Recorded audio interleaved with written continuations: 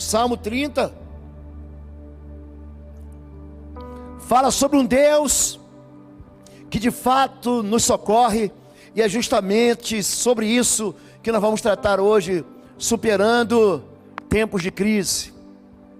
Diz assim a palavra do Senhor, em Gênesis 21, é a história de uma escrava chamada Agar. O menino cresceu e foi desmamado. No dia em que Isaac foi desmamado, Abraão deu uma grande festa. Sara, porém, viu que o filho que Agar, a egípcia, dera a Abraão, estava rindo de Isaac, e disse a Abraão: livre-se daquela escrava e do seu filho, porque ele jamais será herdeiro com o meu filho Isaac. Isso perturbou demais Abraão, pois envolvia um filho seu. Mas Deus lhe disse: não se perturbe por causa do menino e da escrava. Atenda tudo o que Sara lhe pedir, porque será por meio de Isaac que a sua descendência há de ser considerada. Mas também do filho da escrava farei um povo, afinal ele é seu descendente. Na manhã seguinte, Abraão pegou alguns pães e uma vasilha de couro cheia d'água, entregou-os a Agar, e tendo-os colocado nos ombros dela, despediu-a com o menino. Ela se pôs a caminho e ficou vagando pelo deserto de Berseba.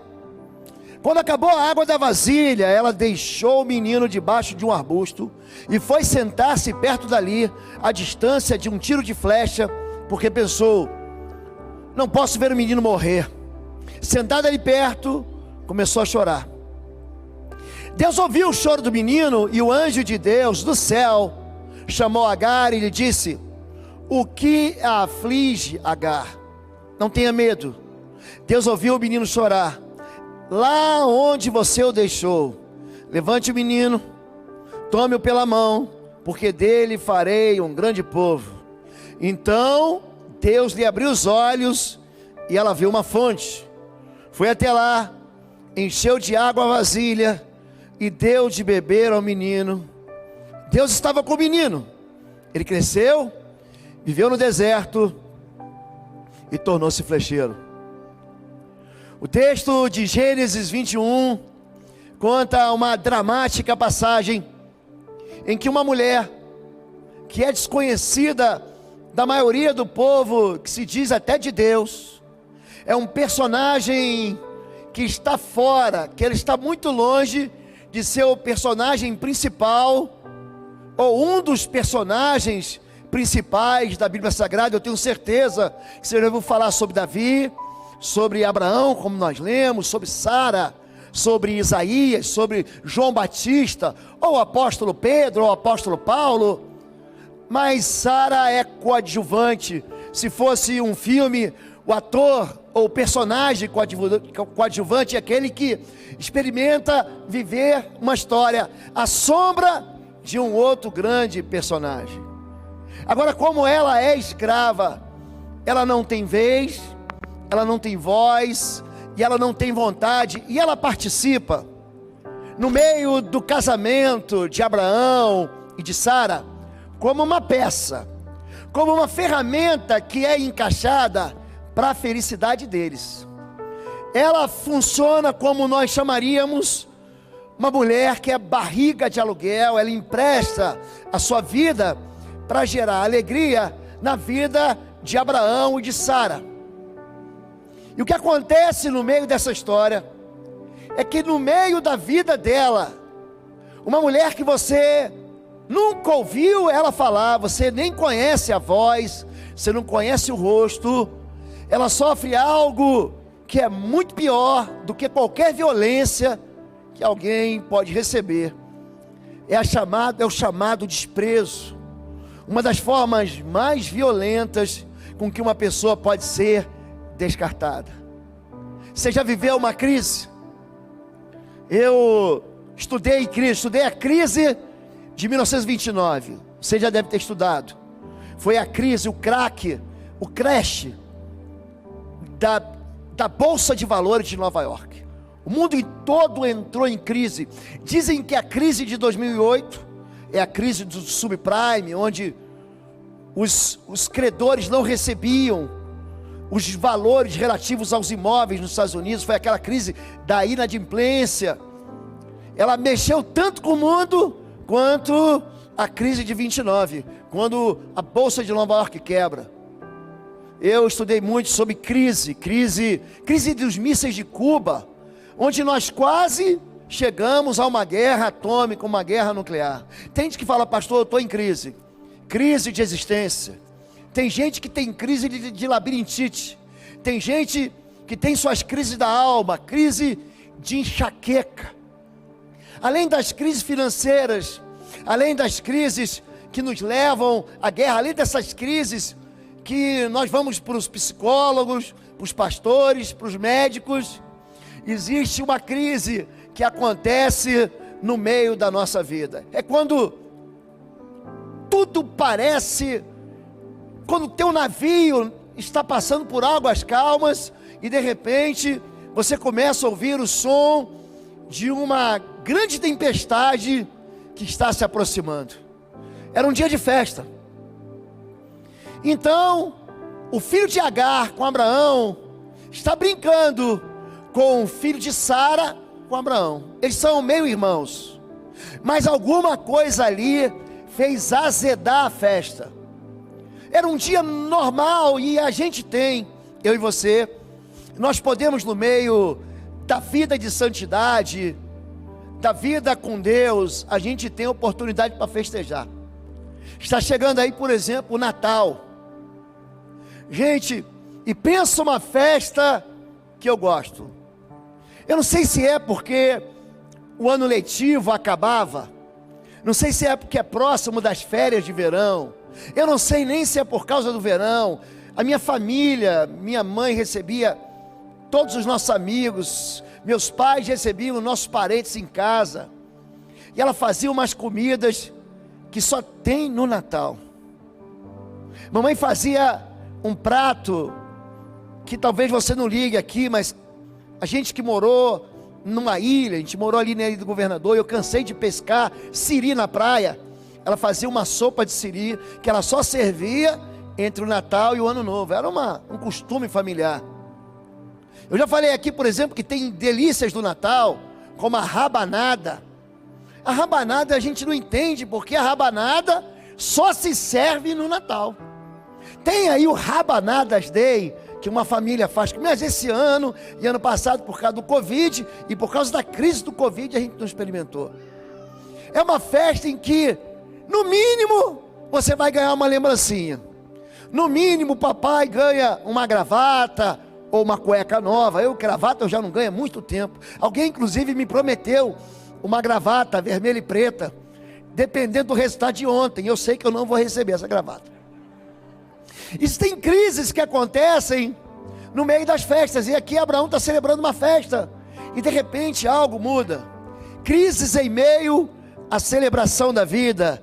No dia em que Isaac foi desmamado, Abraão deu uma grande festa. Veja que motivo sem graça. É festa por quê? Passou de ano? Foi promovido? É aniversário? Não, é porque o neném foi desmamado. Eu tenho um neto lindo, hoje estava no culto com a gente pela manhã, e a gente não fez festa, e ele já foi desmamado. Mas aqui, esse tempo de desmamar, devia ser dentro da cultura deles, um tempo seríssimo, onde havia uma transição, como o pastor Silvado falou, de algo antigo para algo novo. A gente vai experimentar na nossa vida crise, e crise ela não bate à porta da gente. No ano de 2019, ninguém poderia imaginar que nós entraríamos na crise do Covid. Ninguém. Aliás, o amanhã pertence ao Senhor. E aí os prognosticadores, os adivinhos, aqueles que tentam prever através do movimento das estrelas, nenhum deles conseguiu profetizar, nenhum deles conseguiu imaginar ou conseguiu propor que o mundo inteiro estaria em lockdown e que tanta gente ia morrer e o mundo inteiro seria afetado por essa enfermidade tão maligna. Porque o amanhã pertence a Deus. Aliás, quando os discípulos perguntam para Jesus, dizendo: qual o dia da tua vinda? E que sinais haverão? Que sinais haverá de tua volta? Ou da tua vinda? E ele diz: olha, eu vou te dar os sinais, porque nação se levantará contra nação. Você vai ouvir rumores de guerra. Pais e filhos se levantarão com outro, mas são sinais e são apenas princípios de dores. Os terremotos são apenas princípios de dores. Ainda haverá muita coisa. O amor de muitos esfriará. Mas ele diz: quanto ao dia e a hora, nem o filho, nem os anjos, mas somente o Pai. A gente não sabe o que vai acontecer amanhã. A gente não sabe a crise que a gente pode enfrentar amanhã. A gente não conhece a história que está reservada para a gente no meio da celebração da vida. E foi isso que aconteceu com Agar. Homens e mulheres de Deus que eu amo nas Escrituras e que você ama, passaram por isso. Davi, ele já havia vivido crises. Você imagina eu te colocar dentro da jaula com um leão? Você topa? Vou pegar você e vou botar na sua mão uma funda, uma pedra e um leão. Pois é, ele já tinha enfrentado uma crise lutando com o leão, lutando com o urso. Ele vai no meio da crise, um exército amedrontado, acovardado, ele enfrenta um gigante, e era a crise do vale de Elá. Depois ele se torna amigo do rei, amigo do filho do rei, campeão do rei. Ele vai ser discipulado por Samuel, e de repente o mundo dele, de uma hora para outra, desmorona. Por quê? Porque o rei fica com ciúme dele. As mulheres começam a cantar canções, e ele começa a ser notado. E o rei fala: que canção é essa? Saul matou 1000, e Davi é 10 vezes melhor, ele matou 10.000? Eu vou matar ele. Ele sofre uma tentativa de assassinato, de homicídio, 2 vezes no capítulo 18, uma vez no capítulo 19 de 1 Samuel. Ele perde um amigo dele, profeta e que pastoreava a vida dele, profeta Samuel. Vai morar dentro de uma caverna em Adulão, se esconde nos buracos. Crise. Todo mundo passa por crise. E Deus, Ele tem uma crise sob medida para mim e para você. É a crise que faz a gente ser quem a gente é. Porque se a gente não é treinado, e se a gente não é colocado à prova, e se a gente não é aprovado, a gente jamais vai passar de ano. É isso que faz com que o homem de ontem se torne o maduro de hoje. A maturidade, ela é ligada a algo chamado resiliência, que é a capacidade de passar pelas provas da vida, pelas crises da vida, e seguir em frente, e seguir o mesmo destino e a direção que Deus tem para a gente. Pastor, crente passa por crise? Passa. Nós não recebemos do céu, quando a gente se converte, uma roupa assim, preparada, hermeticamente fechada, que impede a gente de chorar. Porque no mundo tereis aflições, e muitas são as aflições do justo.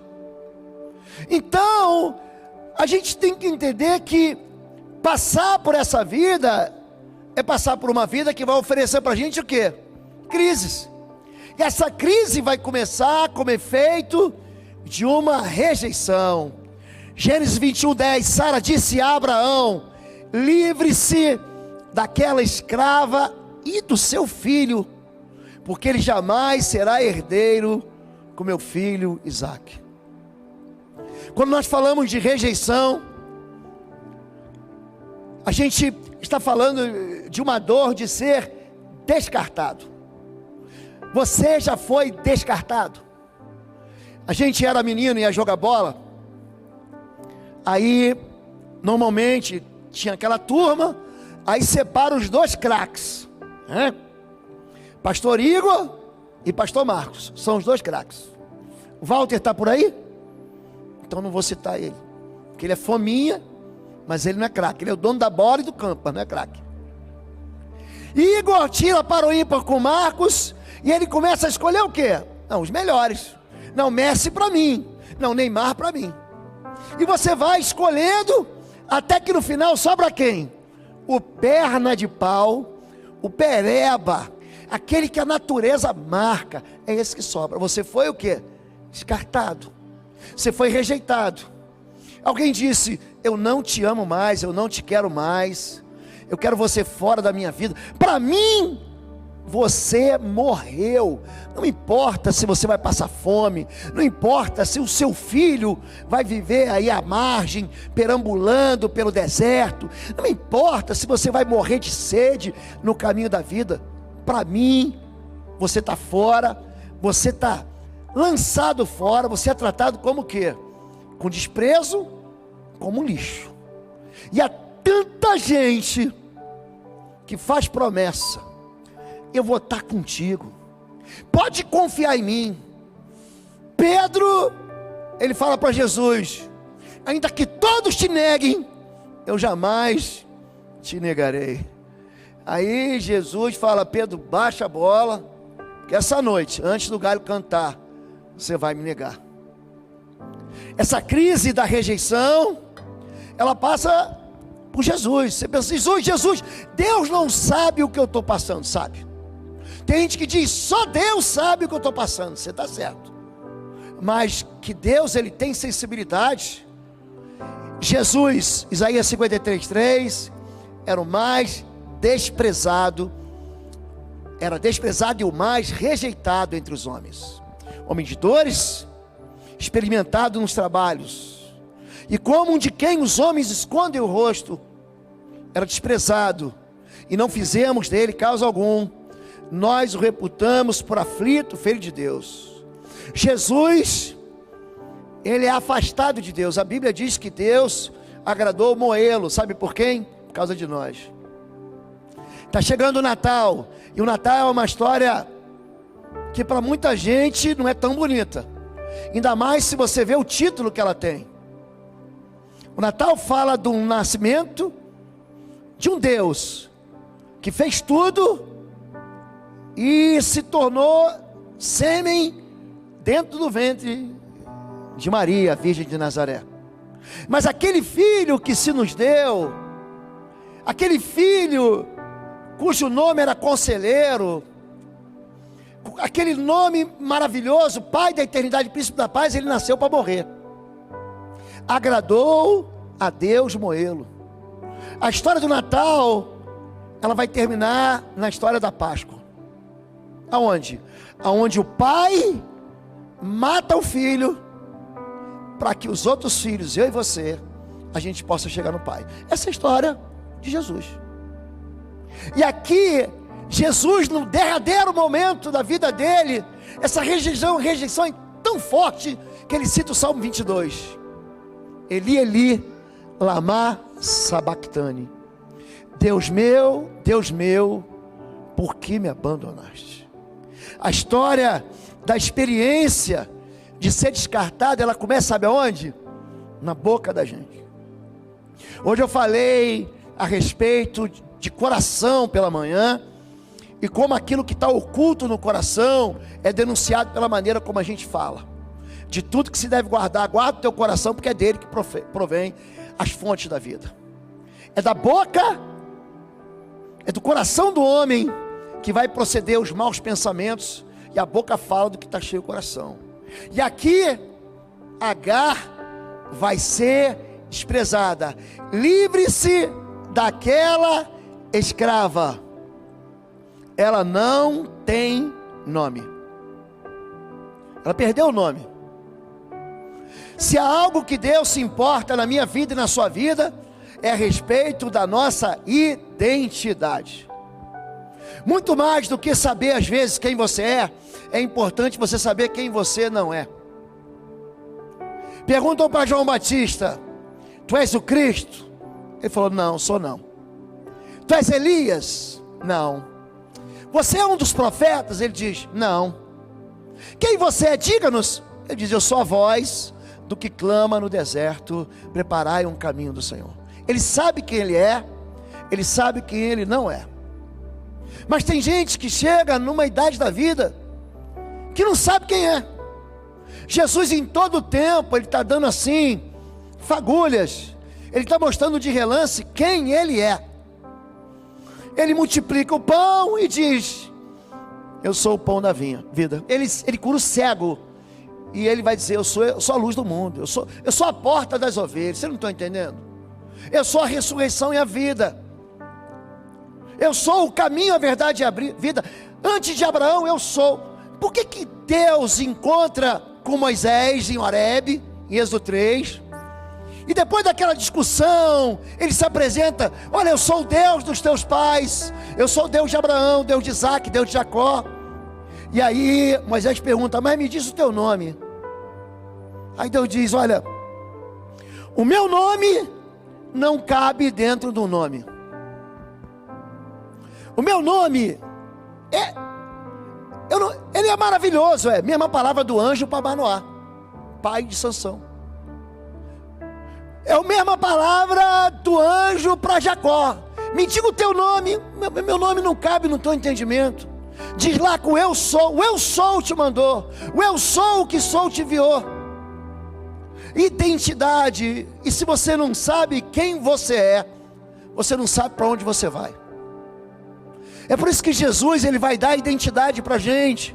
Ele diz: vós sois sal da terra, luz do mundo. Vós sois cidade edificada sobre o monte.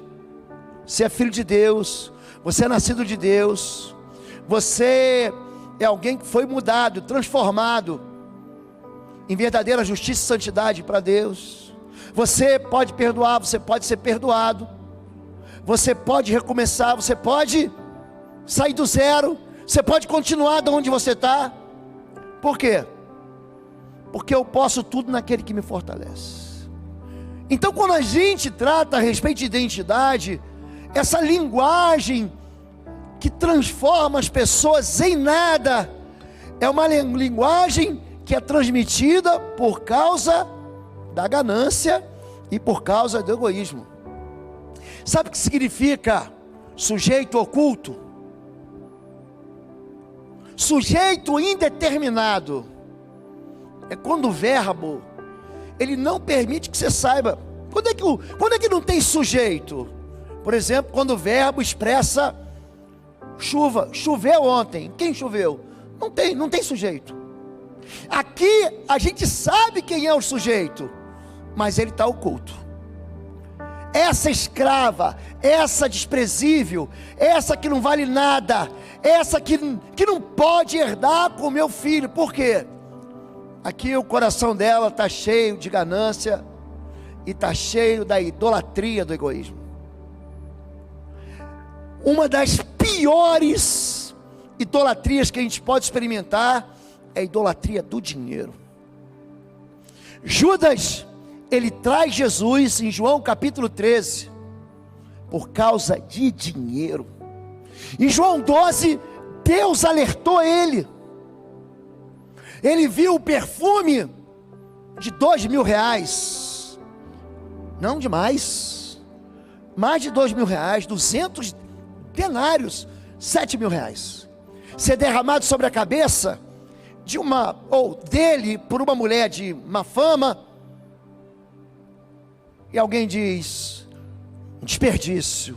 Era Judas. E Deus falou assim: não é desperdício não. Deus avisou ele.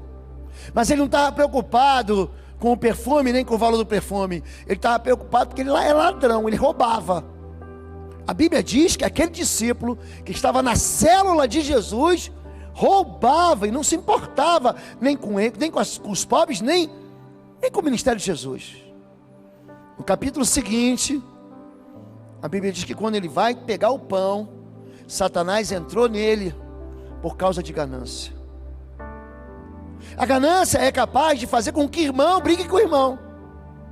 O filho pródigo de Lucas 15 sai de casa por causa de dinheiro, porque ele tem muito dinheiro e ele quer a parte do dinheiro dele.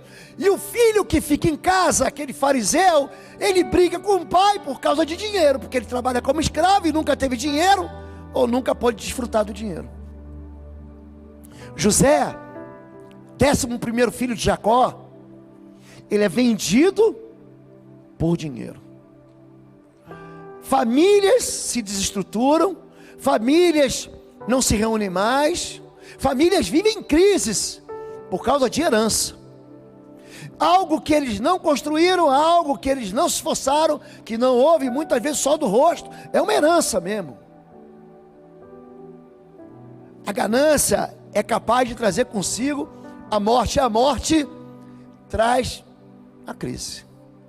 Essa mulher não apenas experimenta a rejeição, ela não apenas experimenta a ganância, ela experimenta viver sem direção, ela vive sem rumo.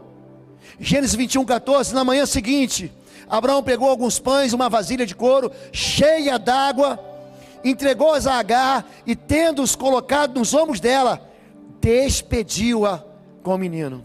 Ela se pôs a caminho e ficou vagando pelo deserto de Berseba. Eu já fui no deserto de Berseba. Já fui, não fui a pé não, gente. Eu fui num ônibus confortável, que subiu de Eilat até Jerusalém, ou a Galiléia, eu já não me lembro bem, e que só teve um posto, nós encontramos um posto de gasolina, ou era um desses postos que tinha alguma sanduicheria, mas era só deserto. E o deserto da vida, gente, não tem estrada. No deserto, a gente experimenta um local em que você planta e não cresce, onde você semeia e não frutifica. O deserto é um lugar que você olha e você está cercado de quê? De deserto por todos os lados. O deserto não te dá direção, o deserto não deixa você ter referência. O deserto você vai passando por uma duna e por outra duna e por outra duna. E o deserto faz com que você sucumba à crise. Gente, enquanto a gente tem água, a gente sobrevive. O problema dessa moça aqui é que ela recebe uma vasilha d'água e a água vai acabar. E enquanto a gente tem água, a gente sobrevive. Se você vê esses programas da National Geographic, se você vê os programas da Discovery, tem aqueles programas de sobrevivência. A primeira coisa que a pessoa quer para ele, antes de fazer fogo, antes de fazer abrigo, é água.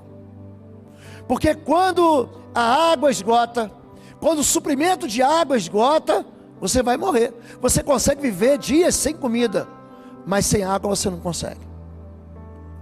E aqui, ela além de não ter rumo, ela experimenta o passado morto. E deu-lhe o menino e a despediu e ela saiu.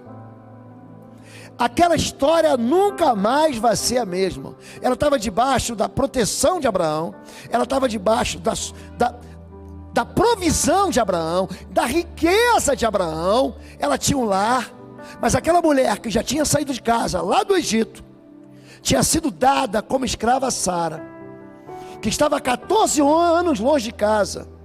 Essa mulher que, se Deus não fala o nome dela, a gente não sabe quem ela é.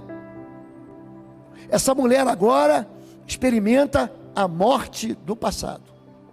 O passado dela não tem mais valor. Não importa que um dia eu tive valor, não importa que um dia eu tive alegria para te dar, mas o que você está fazendo com a nossa vida? Oi gente, um rápido intervalo. Você que ainda não é membro, seja membro do canal para nos abençoar. Dá um like, compartilha. E se você quer crescer em libertação e batalha espiritual, vai lá na nossa loja www.institutoexodo.com. Os nossos livros estão lá, que vão fazer você crescer nessa área e se tornar um valente na batalha. Deus te abençoe. E você pega as fotos do casamento, as fotos do nascimento, e você lembra que você amamentou o menino. Você lembra que você limpou o menino. Você lembra que você protegeu o menino. Você lembra que você amou o menino, a menina. E um dia ela diz para você: eu não te quero mais, eu te odeio, eu vou embora. E aí um pai e uma mãe vão perceber que todo aquele investimento, uma esposa, o marido vão experimentar que toda aquela dedicação, Um trabalhador que ficou na empresa anos a fio, colocando o suor do seu rosto e a obra das suas mãos para aquele crescimento, para que a igreja prosperasse, ele é mandado embora. O que acontece nessa hora? Aquele passado que você investiu não tem valor nenhum, e é isso que ela sente. Tem gente que anda na direção do nada. Gênesis 21:14, ela saiu andando errante pelo deserto. Andando errante. Você já andou na direção do nada? Uma vez, alguns anos atrás, eu fui pregar, eu não lembro se eu tinha ido pregar em Cruzeiro do Sul, ou Rio Branco, ou em Macapá. Eu estava lá em cima.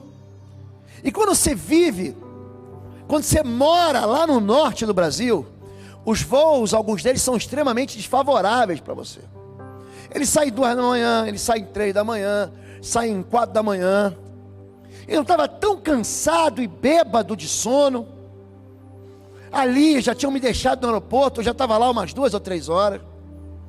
E na hora de eu entrar, hoje tem uma mocinha, um rapaz que confere se você é você, tem um código de barras, ele fala, não, é você, cadê tua identidade? Naquele tempo disso não, eu entrei no avião, e eu estou sentado, até que num determinado momento, o piloto, a aeromoça, bem-vindo passageiros, que se dirigem, eu não lembro qual era o lugar, se era São Paulo, Brasília, mas não era a minha conexão. Quando ela falou isso, eu falei, opa, estou no avião errado. Eu peguei a minha bolsa, a minha mala, botei. Aí alguém gritou, nossa, que escândalo, que vergonha. Eu falei, vergonha é você não saber para onde está indo. Vergonha é gente que não sabe o rumo de casa. Vergonha é gente que não sabe o que quer ser. O que você quer ser? Não sei. Para onde você está indo? Eu não sei. O que você está fazendo da vida? Eu não sei. É gente que fica andando e girando em volta do nada, girando em volta dos seus desertos. Mas por que isso acontece? Porque um dia eles foram descartados, porque um dia eles enfrentaram uma crise, e eles andam na direção do nada, à espera do desespero.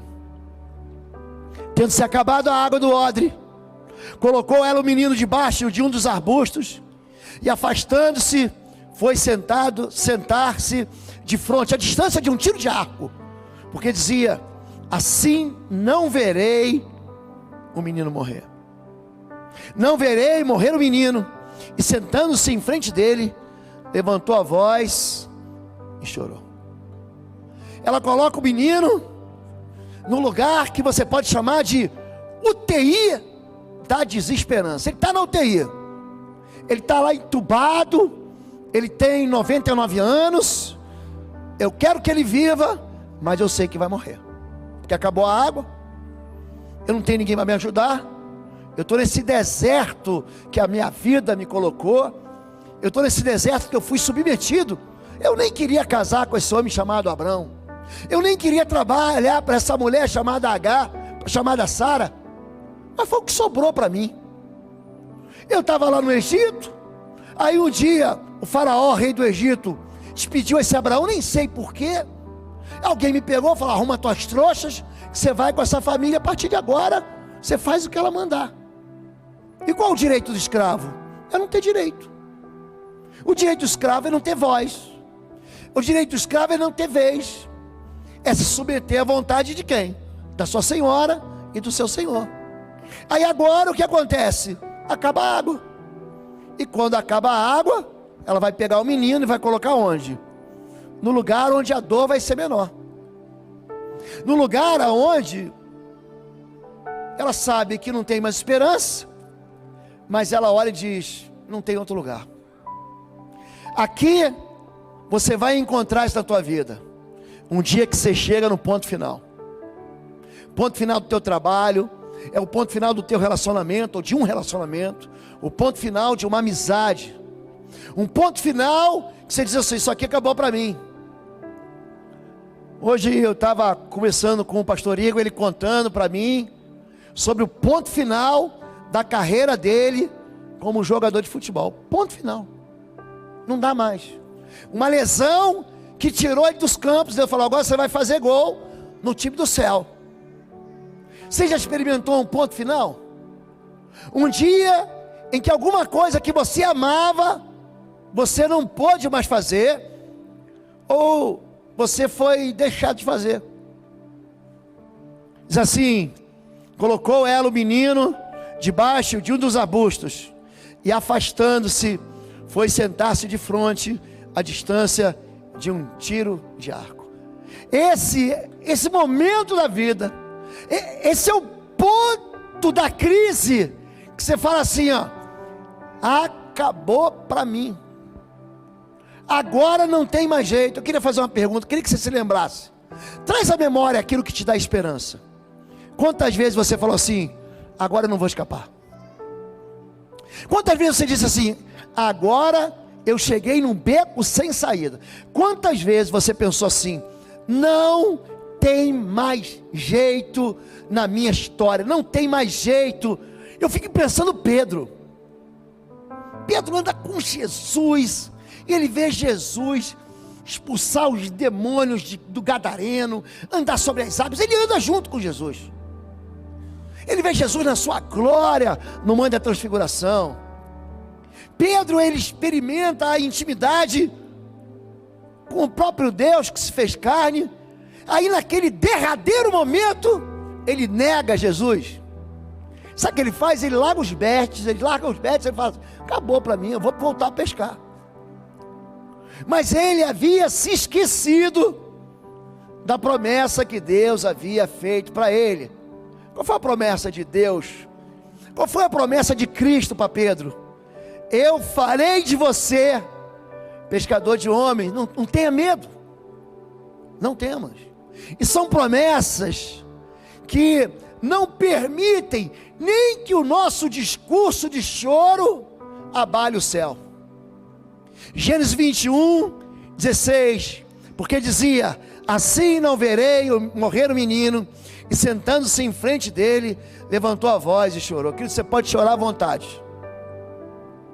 Isaías 43 diz: antes de mim não houve ninguém, e não há ninguém que possa escapar das minhas mãos. Agindo Deus, quem impedirá? Havia um propósito de Deus para a vida de Agar. Havia um propósito de Deus para a vida do filho de Agar, Ismael. Havia um propósito de Deus nessa crise. Há um propósito de Deus, por exemplo, na crise de pregadores que não ganham ninguém para Jesus. Jeremias é um homem que ele prega a vida inteira e ninguém se converte. Você já imaginou a tristeza do ministério desse? Mas havia um propósito de Deus para Jeremias. Então, quando você olha para essas pessoas que nós amamos, que são juntadas, colecionadas em Hebreus 11, e você vê a história da fé deles, e como eles calaram os leões, como eles venceram no meio da fé, como eles derrubaram as muralhas, como eles experimentaram milagres de gerar com 90 anos. Você vai ver gente também que experimenta ser cerrado ao meio. Você vai ver gente que, esperando uma melhor ressurreição, sofreram o dano de uma perda muito maior. O que a gente deve entender é que quando a gente pensa que acabou, Deus fala o seguinte: não pendura as chuteiras, porque você vai começar o campeonato de novo. Esse discurso, o choro, o que é o choro? O choro diz: acabou, estou falido, para mim não tem mais jeito. Tem gente que se joga do prédio, já que a gente citou a bolsa de 29, que se joga do prédio da bolsa de valores, porque acha que acabou. Quantas vezes as pessoas começam e recomeçam? Quantas vezes Jacó recomeçou? Jonas, ele não recomeçou? Deus falou: vai para um lado, ele vai para outro. E ele desce para o barco, ele desce para o porto, ele desce para o barco, ele desce ao fundo do barco, ele desce ao vento do peixe. Ele não volta para onde Deus queria? Volta ou não volta, gente? Volta. Quantas vezes a gente já pensou assim: eu não saio mais dessa enrascada, e a gente saiu. Porque quando a gente chega no ponto final, Existe um Deus que coloca uma vírgula. Quando a gente chega na hora de botar o the end, Deus fala assim: não, vamos começar um novo parágrafo, vamos começar um novo capítulo. Então a crise, ela entra como um projeto de Deus. E continua o texto, em Gênesis 21, 17. Deus, porém, ouviu a voz do menino. Eu guardo essa palavra. Você pode repetir isso? Deus, porém. Diga: Deus, porém. Ninguém ouviu a mulher. Abraão não ouviu a mulher. Sara ignorou a mulher, desprezou a mulher. Ela anda sem rumo, ela anda sem esperança. Deus, porém, vai mudar a história. Deus, porém, ouviu a voz do menino. E o anjo de Deus chamou do céu Agar e lhe disse: que tens, Agar? Não temas, porque Deus ouviu a voz do menino daí onde está. Deus ouve a gente em crise, gente. Sim ou não, gente? Deus ouve a gente quando acaba a água, sim ou não? Quando acaba a força, quando acaba a esperança. Deus ouve choro. Deus ouviu o choro de Ana, e Deus deu para ela um filho. Deus ouve choro. Um coração quebrantado e contrito, tu não rejeitarás. Salmo 51. E ele continua: não temas, porque Deus ouviu a voz do menino daí onde está. Ergue-te, levanta o rapaz, segura-o pela mão, porque eu farei dele um grande povo. Abrindo-lhe Deus os olhos, viu ela um poço de água. Indo a ele, encheu de água o odre e deu de beber ao rapaz. Deus estava com o rapaz, que cresceu, habitou no deserto e se tornou flecheiro.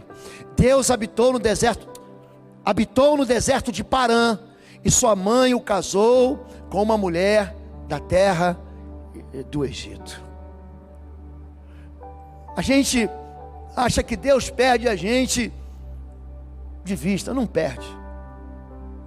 Deus não perdeu Moisés de vista. Olha, Moisés foi entregue para a filha do faraó. Ele foi morar no castelo do faraó, no palácio do faraó por 40 anos. Ele foge, ele vai para Midian, e Deus se encontra com ele.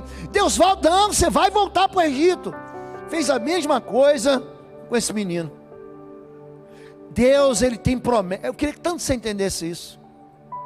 A promessa de Deus era para Abraão: em ti serão benditas todas as famílias da terra, todas elas. Eu abençoarei os que te abençoarem, amaldiçoarei aqueles que te amaldiçoarem. E aqui ele vai cumprir uma promessa que ele havia feito para Abraão. Mas essa promessa vai se cumprir num filho chamado de ilegítimo, num filho chamado de não promessa, um filho não vocacionado a ser a linhagem do Cordeiro de Deus. Mas uma promessa de Deus é uma promessa que tem um princípio que nunca vai se quebrar. Eu vou ler aqui rapidamente para a gente encerrar. 4 promessas de Deus para você se lembrar das crises. Número 1, Deus afasta de nós o sentimento de desprezo e de rejeição. Olha para mim aqui. Deus conhece o teu nome. Deus conhece o teu sobrenome.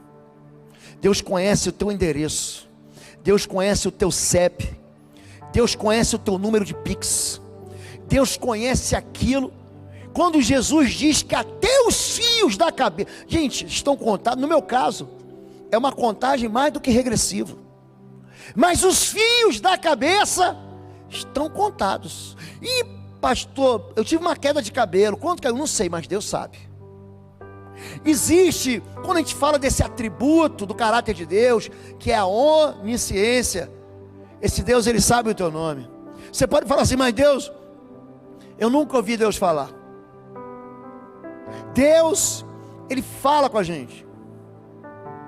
Deus, ele conhece as nossas fragilidades, as nossas humilhações. Deus, ele não é insensível àquilo que a gente está sofrendo. Quando a mulher com fluxo de sangue toca no manto de Jesus, ele fala: opa, pode parar que eu senti. Pode parar que eu senti. Você lembra?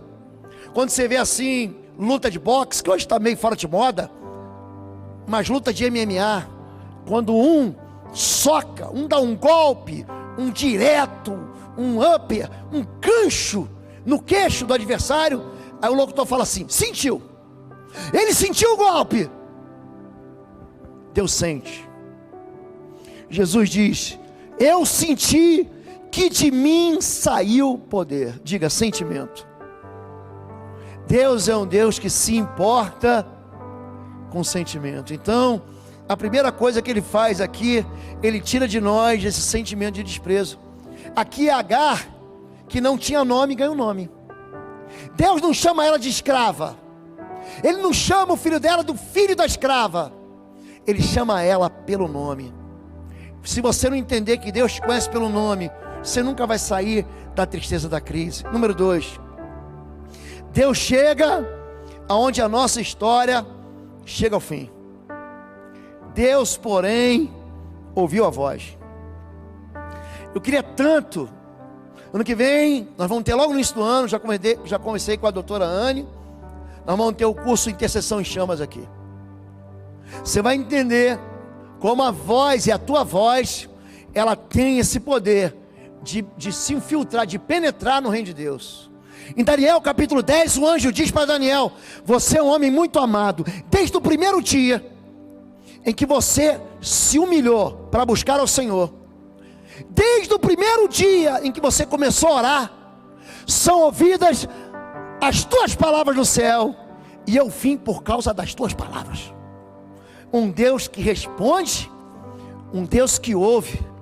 Deus, porém, ouviu, e lá onde eu tinha colocado um final, Deus falou assim: vamos recomeçar.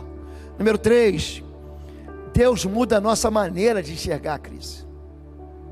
Deus abre os nossos olhos. Ergue-te, levanta o rapaz, segura pela mão, porque eu farei dele um grande povo.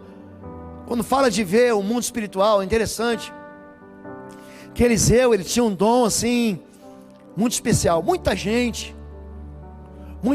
olha para ele, aquele homem que recebe a porção dobrada, e ninguém viu o que ele via. Ele viu o rei morrer e falou assim: meu pai, carros e cavaleiros. Do que esse homem está falando? Depois Eliseu pede a porção dobrada do Espírito, estava Elias. Ele fala: se você me vê subindo, você recebeu. E ele vê de novo, carros e cavaleiros. E aí, quando o servo dele não consegue enxergar nada, porque Geazi estava tremendo de medo, 2 Reis capítulo 6, ele fala: Senhor, estamos cercados. Ele fala: abre os olhos. Abre os olhos dele, pai, para que ele veja, porque são maiores, mau números que estão conosco do que aqueles que estão com os inimigos. Aí é você enxergar pela perspectiva de Deus. Aí é você passar a ver do jeito que Deus vê. Talvez você tenha olhado assim para a tua crise e falado assim: ó, essa crise aqui fez a minha vida chegar num lugar que não tem mais jeito. Eu não tenho como voltar. E Deus vai pegar isso. Ele vai pegar o borrão da vida da gente. Sabe aquela pintura que estraga o quadro? E Ele vai fazer de novo uma obra de arte. O nosso Deus, Ele muda a maneira da gente enxergar a crise.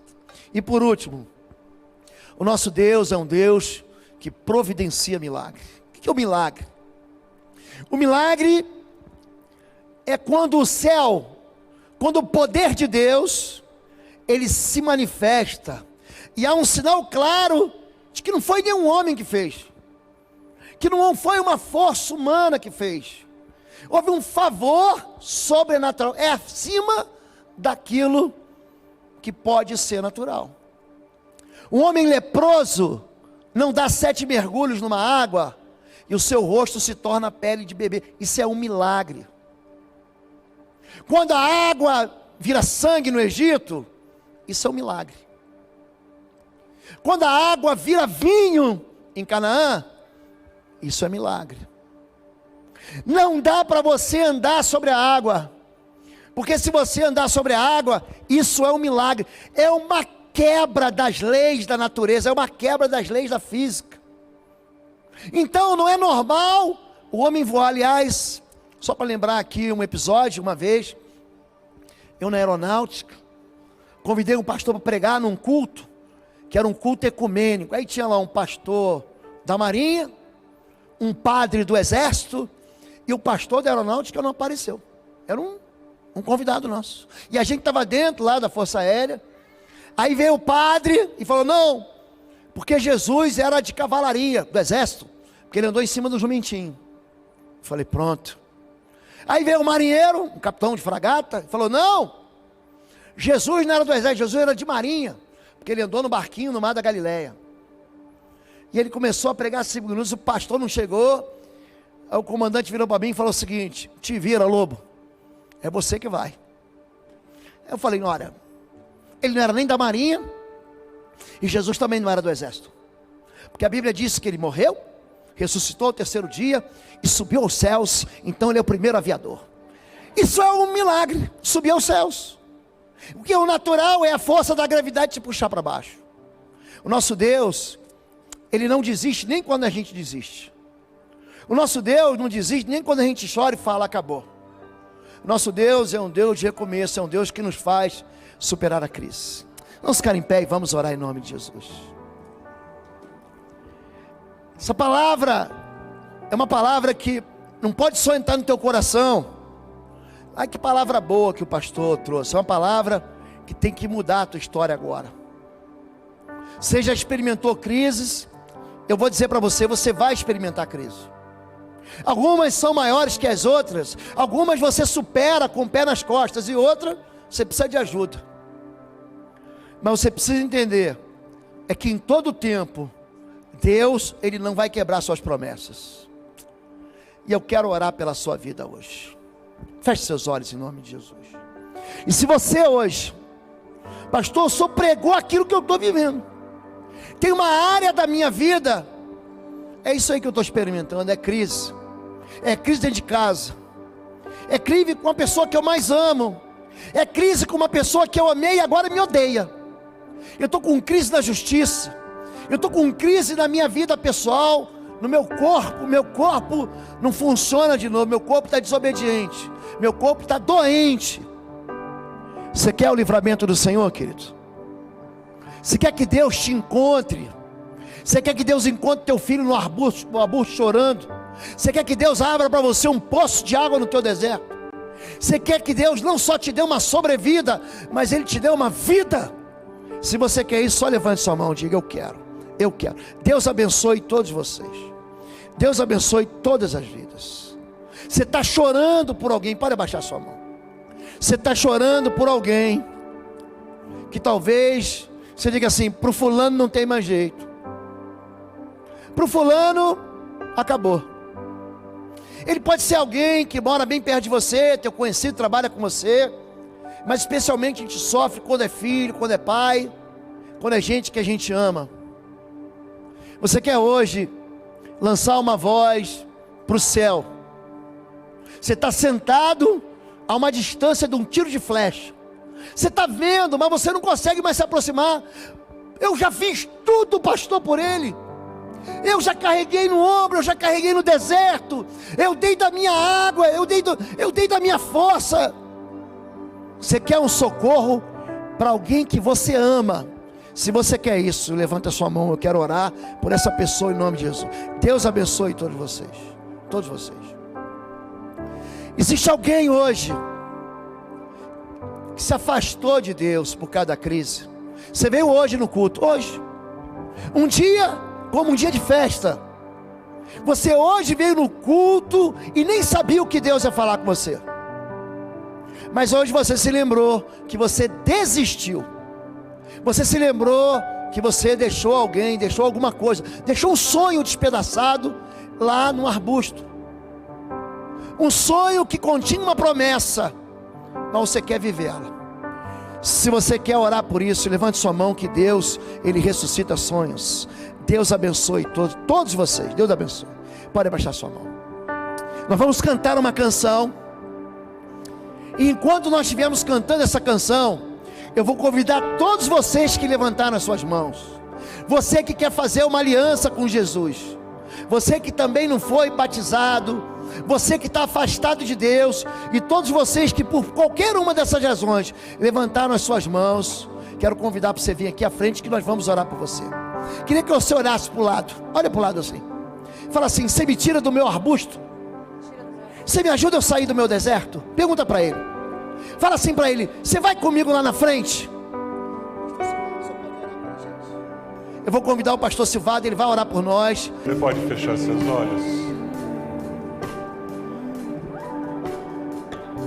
Você com o Senhor, coloque no altar agora aquilo que o Espírito Santo falou ao teu coração, aquele toque do Espírito que produzirá mudança, transformação,